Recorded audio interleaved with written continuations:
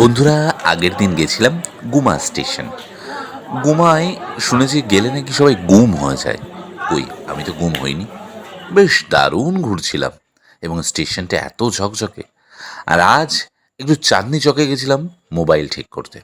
মেট্রোতে উঠেছি এবং মেট্রোর চারদিকে এত লোক, কিন্তু যেহেতু এসি আছে তাই কোনো অসুবিধা হচ্ছে না। আর সত্যি কথা বলতে কি জানেন তো, কলকাতার মেট্রো আমাদের সকলের গর্ব। কেননা এত সুইফট এবং এত তাড়াতাড়ি আপনার ডেস্টিনেশনে পৌঁছে দেয়। এই যারা কলকাতায় আছে তারাই জানে এই যে কী আনন্দ। মানে আপনি কোনো দরকারি কাজে যাচ্ছেন, হঠাৎ করে আপনার মনে হলো যে খুব কম সময়ের মধ্যে অনেকটা দূর যেতে হবে, মেট্রো ধরে নিন এবং আপনার ডেস্টিনেশনে খুব কম সময়ে চলে যান। এবং আমার একটু তাড়াহুড়ো ছিল, কেননা মোবাইলটা চাঁদনি চকে ঠিক করানোর দরকার ছিল।